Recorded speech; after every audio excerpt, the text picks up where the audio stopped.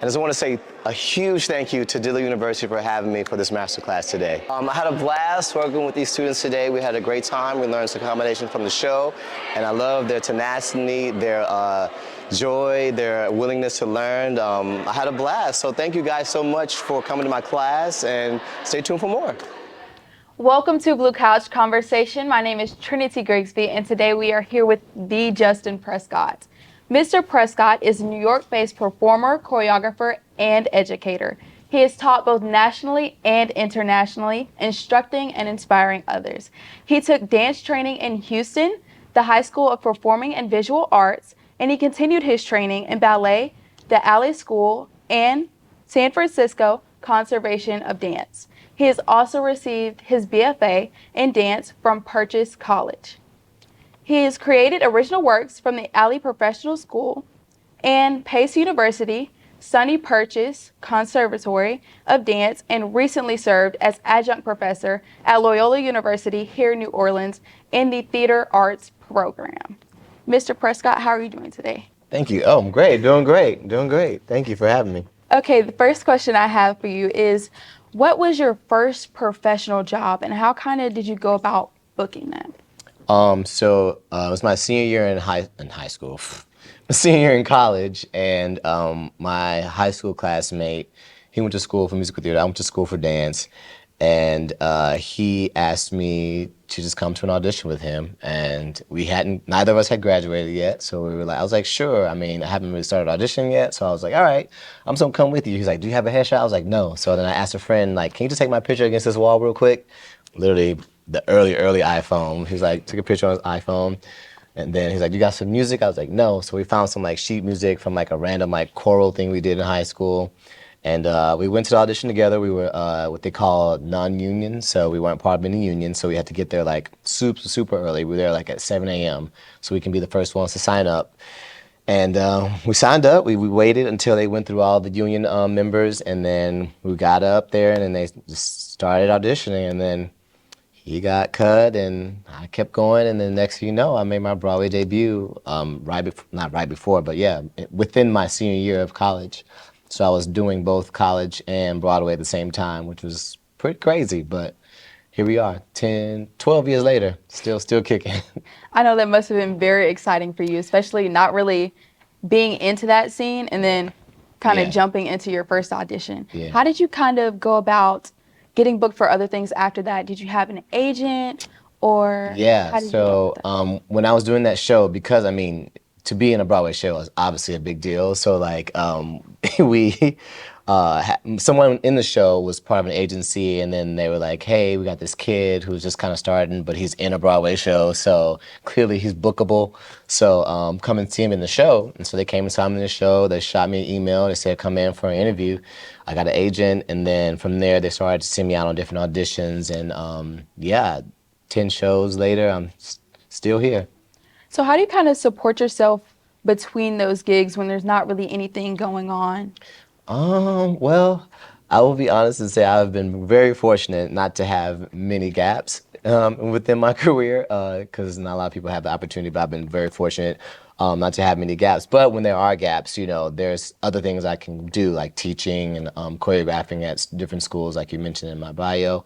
And staying creative, basically, in any way I can, whether it be choreographing, whether it be me taking class, and, you know, other things that just sort of like propel me in my career. What are the key essentials that you believe goes into being both a dancer and a choreographer for Broadway shows? Well, like my biggest thing I've been telling everybody that I always still believe is just sort of remaining a student. And that means, like, you know, always being curious about everything, you know, different styles of dance, different vocal stylings, the design of the show, the different lighting and things like that. So I can continue to inspire myself and my perspective, my choreographic perspective or my artistic perspective. So it's not just remaining the same, that it just continues to grow and influence others. With that, what has your experience been like collaborating with both like actors, directors, choreographers, both being a student and a creative? So, like you mentioned at Loyola, when I was teaching at Loyola, I created a show from the ground up. It was called All in the Day's Work. It was movement based because at that school they're very heavy on the acting, so they're not necessarily have like a dance proper program. So, those actors, I basically it's fun. It was fun because like they understand movement, they understand how to articulate their bodies, but sort of like being more dance specific was something new for them.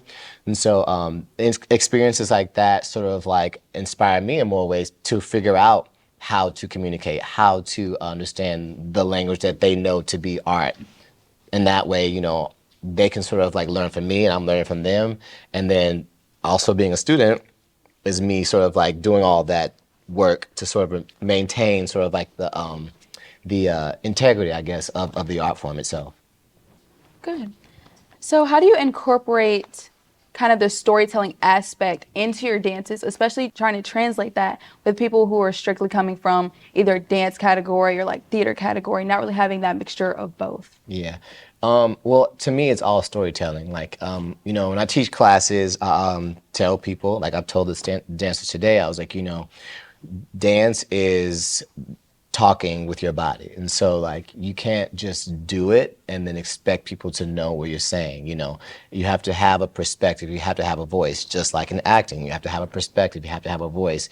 If you're playing an old lady, you can't be trying to play a drug dealer that lives, down the street. You know what I mean? So you have to be specific and clear with what you're trying to convey to your audience or to someone who's watching you because they'll see it and they'll understand it. And if you do it with clarity, that's even better. So those two worlds both exist in that same plane of understanding what it means to be a storyteller, not just a dancer or not just an actor. Both live in the same role as a storyteller, either with words or with your body. Can you share with us some of your favorite experiences just being on Broadway, being a choreographer and a dancer? Favorite experiences. I mean, honestly, like, as cliche as it sounds, it's like working with like these people celebrities, working with celebrities. Like, I've worked with like Patti LaBelle, Vanessa Williams, Fantasia, Babyface, Tony Braxton, and like, being on this and being not just like an admirer of said person, but like working with them like on the same level. Like, for instance, when I did one show, it was called After Midnight. These celebrities, Tony Braxton and Babyface, they were the featured artists in the show, but I was the dance captain in the show, so I had to help teach them their show. So they were learning from me, which is wild because I'm in a studio in the mirror with Babyface and Tony Braxton asking me questions. Am I doing it right? Like Tony Braxton's asking me, am I doing it right? I'm like, yeah, you're doing it right. So it was just, it's honestly like quite fulfilling as an artist to be working with another artist as opposed to like a celebrity. It was very fun to sort of like be on an artist to artist level, which is really dope. So having experiences like that and then sort of like having like the different styles that I've been doing in the show, that was kind of a really fun part. Like tumbling and stuff like that. Like I've tumbled, I've sing, I've tumbled in tap shoes. Like that's fun. That's fun. I don't tumble no more, so don't ask me that. But yeah, just those type of experiences sort of like maybe go, oh, I'm doing this thing. It's pretty dope and quite fulfilling. Like you kind of find your thing, you kind of made your way. Yeah, I was like, oh, okay, I came Like, from H what Town and now I'm you in there. I'm doing? in that thing. You know what I mean? It's true. It's fun. So yeah, it was dope. Have you ever had a moment where you felt starstruck? Starstruck. Um, Honestly, meeting Debbie Allen for the first time. I don't know if y'all know who Debbie Allen is, and if you don't, please Google who she is. She's an icon, and having her sort of tell me that she liked my dancing, just I was like, oh my God, the icon told me. She like like that was one moment I was like, oh my God, this is amazing.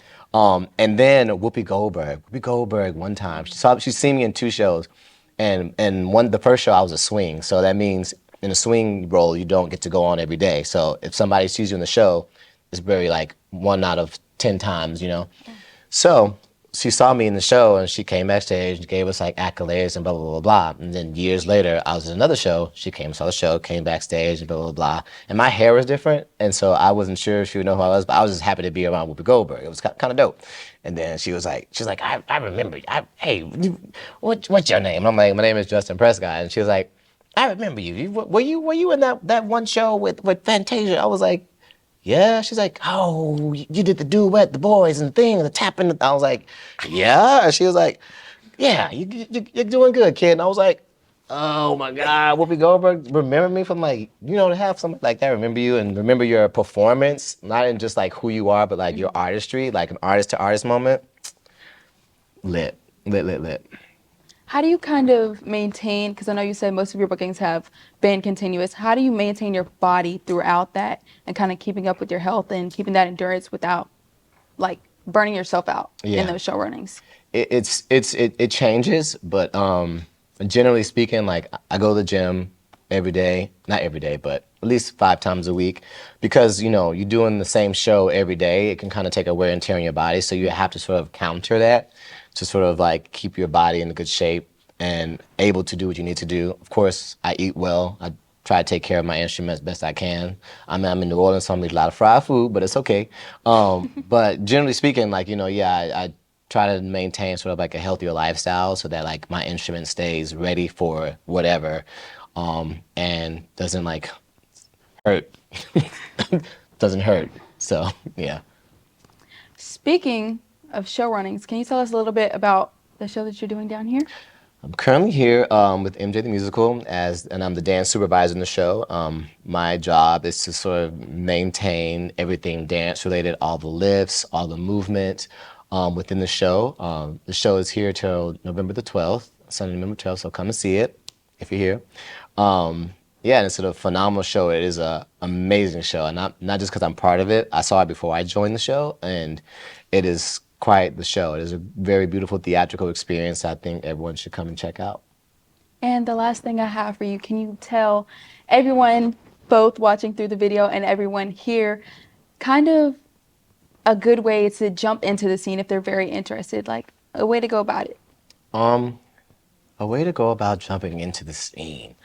Uh, well, I fell into it. You saw how I fell into it, but I'm an advocate of the cell phone. The cell phone, because everything is there. Like literally any and everything you want to know about anything is available to you. So, if you don't have access to someone like me giving you a master class, look it up. Like the intricate things, the small details, like I was just telling somebody about Beyonce, like find out about who designed her clothes. So then you're like, okay, now I need to learn how to sew so I can try to get to so-and-so's level. Like, what is it that you want to do? How do you get there? You ask questions, you remain curious, you use your cell phone, you use your resources, use the people around you. Ask them something. They might not know the answer, but they'll try to help you get the answer. Like, don't just sit and sort of like, maybe I'll be a star one day. How do you become a star? You gotta dive in. You gotta dive in head first. And you gotta commit too. The other thing too is a lot of times people sort of say I'm gonna do the thing, or then they kind of like do sort of like kind of. Nah, dive in head first and commit to the bit, as they say sometimes. Yeah, consistency is key. Consistency is key, very much so. So I want to thank you for answering all of my questions, but now we're going to turn it over to the people in the audience for a Q&A. Cool, word. Does anyone have any questions? Over there, she got. What made you want to go to Ailey School of Dance in New York? Well, so I went there for a summer intensive. I went there, so I was in high school, and my parents were afraid to let me leave Houston. So I asked a friend to come with me, and so her mom and our moms like talked about it. They're like, "All right, we're gonna send our babies to New York." But I knew I wanted to go there because that would have been an experience that I know I needed. Again, me knowing that I needed to have that under my belt in some capacity, or have that experience to sort of know what it was like, to be in New York and also to be dancing in New York. And I knew I had to get to New York some way, somehow. So I was like, let me try to go to this intensive to sort of see if I can convince my parents to let me go to school in New York, or, leave the nest, period, because they wanted to keep me in Texas. And I was like, nah, bro, I'm not staying in Texas. Ain't nothing in Texas for me. No shade to people from Texas. But, I knew I had to get there. And that was my end, sort of through my parents, so they can be like, all right, now you can go. So yeah, that was a choice that I had to make and sort of convince them to let me make. Did you have any major setbacks within your career so far? Um, I won't say setbacks, but like I say like learning experiences, because if you call it a setback, that definition sort of like has a heavy weight to it. So I call it as learning experiences. There have been moments, like for instance, where I have been the only black person in an entire building in a Broadway musical, like literally from the ushers, the crew, to the people in the actual show, wardrobe, only black person. So moments like that is where I'm like, it's not necessarily a setback, but it's a learning experience to sort of like make me want to come here and be with y'all. You know what I mean? Like to be this voice, to be this person that you can see looks like you, to be like, all right, word, I can do that too, and sort of like bring y'all up with me, you know? So yeah, it's moments like that that are sort of like not necessarily setbacks, but just sort of like those all right moments that you sort of like say that happened, but then you go from there and then you sort of like figure out what you want to do and how you're going to move forward without it being a setback. So you talked about going to the A.L.E. school for a summer intensive, but like, what other summer intensives did you do? Like, did you do some during college, or was it just Yeah, high school? I did. So I think my first going back to like 8th grade, like I went to public school and middle school, and I was about to be in a band, and so I was like full out. I was like a crab, like drumline style. Like I went to the whole school. I was in the crab, like somewhere outside marching, playing the quads, like. And I told my parents, I was like, I'm gonna dance too. And so I was like, let me go see what I can do. So I like went and like this is before Google was really Google, but it was like Ask Jeeves. People know what that is, but Ask Jeeves, like where can like kids who are like 14, 15, where can we dance? And so like in Houston, there was like the Houston Ballet. So I was like, all right, let me try Houston Ballet. So I like went and tried out for that. And like I wasn't even trained. I didn't know how to do it, but I was like, let me try there. And so they're like, all right, cool, come to the school. But then like it costs blah, blah, blah, blah. I was like, great, my parents ain't gonna pay for that. So let me try to find somewhere else that'll pay for that. So I found out about Ballet Austin. Ballet Austin gave me a full ride to some program. So I started there. That was my first one, like when I was like 14. And then I went back to that program after Ailey, which was really dope because it was sort of like a moment for them to be like, oh, you actually taking this seriously. So Ballet Austin was one, Ailey School was one. In college, I went to San Francisco Conservatory of Dance. It doesn't exist anymore, sadly. And where else did I go? Then, in addition to work, to going to summer intensives, I worked as well. Like I've tried to find jobs that had dancing opportunities, to sort of pay me so I can pay for a summer program. So yeah, those are the programs I went to. But there's plenty. There's a lot more now. Like there's like theater programs, there's like acting programs, summer intensives, there's like music programs and intensives. So honestly, Google your niche because it's available. It's available to you. What keeps you motivated? What keeps me motivated? Just staying curious. I know I say that a lot, but like that's just how I kind of live my life generally. I'm always just like, it's very rare I'll say no, and it's because like I think saying no stifles you in some way. There's times I say no. Don't get it twisted. I'd be saying no. I'd be saying no, and it's like it's a no. It's a no for me, dog. But when you're saying yes, you sort of like open your spirit, or whether you be a spiritual person or not, but open your spirit and your energy to saying yes.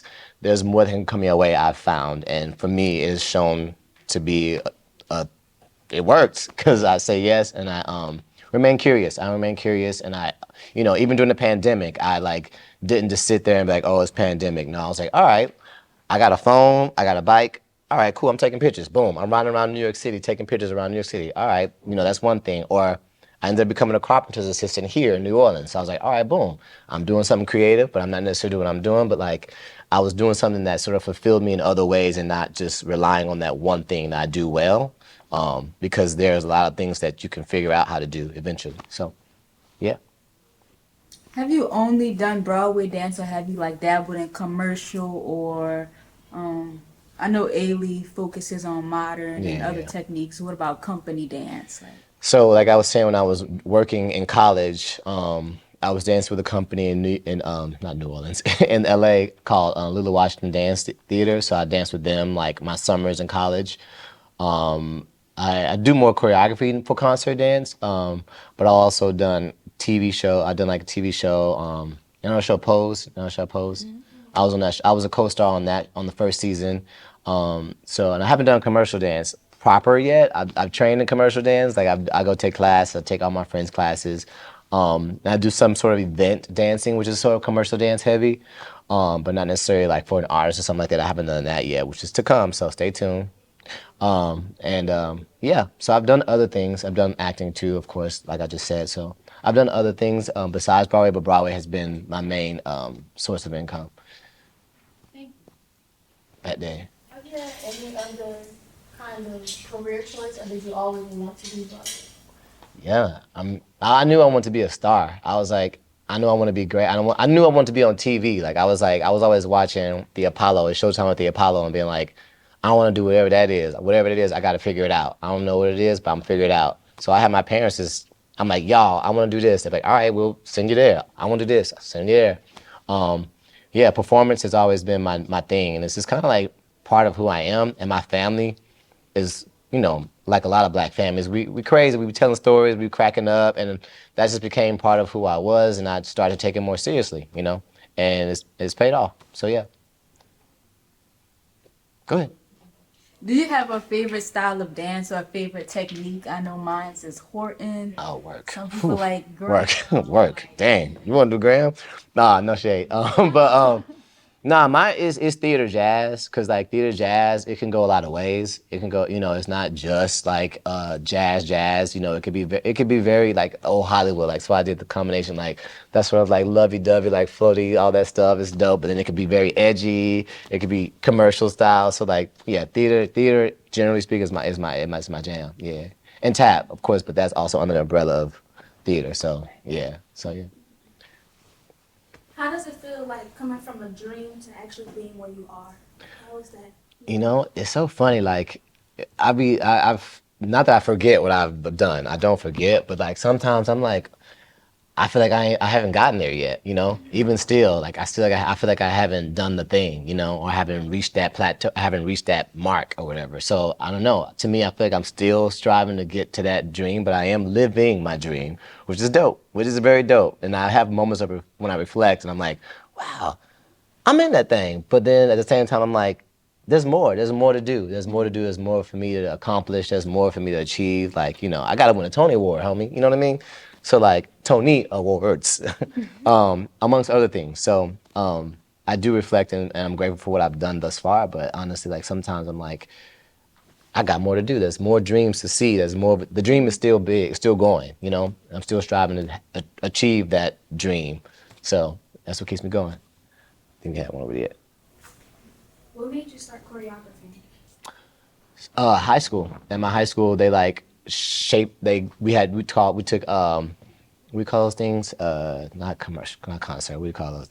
Composition. There we go. Composition classes, and we took improv and composition. So that sort of like gave us a voice to sort of like figure out what we wanted to do, how we move, or how we want to choreograph. So it started off in high school, but even in middle school, I was doing like some hood dancing with my homies and stuff in the street. We were on a sidewalk with our socks on, like doing stuff. Like, we're gonna do this for the talent show. We're gonna do this for that. Like, or we're gonna do this for our family for Thanksgiving. Like, I would have my friends stay with me and my family for Thanksgiving. It was like, okay, we're gonna do this for my family and my cousins. And if they like it, then we're gonna do it for the talent show. And then it was like that, like, cause I didn't grow up in the hood or anything, but I had to tell my friends, this is what we doing. So I'm a creative. We're gonna do it. We'll go 1, 2, and I didn't even know how to use terms and stuff at that time. But I was like, we're gonna go 1, 2, stuff like that. So I was always doing it with my friends. And then, of course, when I got to high school, they sort of gave me the tools that like made more sense for what I was doing on the sidewalk with my homies. It helped. How did it feel when you found out to, dance on top? It was wild. It almost like it was shocking. It was shocking because I was like, wait, what? I'm on Broadway? I'm on Broadway. It's shocking because it's like once you get there, and a lot of people work hard to get there. So once you're there and part of the fold, I would say like it's pretty dope. It's pretty dope. The community is beautiful, and like the people, they're competitive. So don't get twisted. People be coming for your job, but at the same time, it's just very beautiful to sort of like say that you are on Broadway. And not a lot of people know what Broadway is, but it's cool. I tell people I'm in the NBA of theater. People are like, oh, word, okay, that makes sense. But yeah, it was shocking, but it was still very, very, very beautiful, very beautiful. actually seen the animated musical yesterday, and in one of the scenes there was an older gentleman. Do you see yourself being older and still in? She's like, you gonna be still hitting it? Nah, I mean, again, there's like different areas that I'm like, I have my hands in. Like, I teacher, I'm a choreographer, and I am still a dancer. Right now, on tour with the show, but I'm not dancing every day. So, I don't know. I don't know. I don't know. I could still be hitting it when I'm 50, but you never know. I could be on TV when I'm 50, or I could be, the actual director and choreographer for the whole show when I'm 50. So I don't know. We're gonna see. Stay tuned. We'll see. What inspired you to start dancing? Uh, Y'all are too young for this, but it's Showtime at the Apollo was on TV. I know that. Okay, so it was on TV and like, and they used to have opening credits. You can Google it Showtime at the Apollo opening credits, and they used to have these dancers with like feathers and like all this stuff. Like it was so short, it wasn't even that long. It wasn't even that long, but I would always watch that and be like, try to do whatever they was doing, and I don't even know what I'm doing in front of every time Saturday night. I'd be in front of that TV trying to hit it with them ladies with the feathers and the dude with the white jazz pants. You'll see at the end. But yeah, it was them. It was those people that I was like, I don't know what they doing, but that's something I got to be part of. So yeah, that's where it all started. Sticker. What's the process of a Broadway show? Process. It is long. It is long because it depends. So like it starts with of course the initial creation like of people who want to write it, who want to choreograph it. They meet in a room, they have a conversation, and say this is the direction you want to go. They sort of like develop it and make a product, and then from there they audition people for that product. They do a workshop, they do a lab, they do multiple workshops. Sometimes shows literally probably won't see the light of day for like 5 to 6 years. So, and just depends on who's a part of it, how much money is behind it. Is there a celebrity attached to it? Like, how commercially appealing is it? Like, it just depends. Or is it a revival of an old show? It just depends.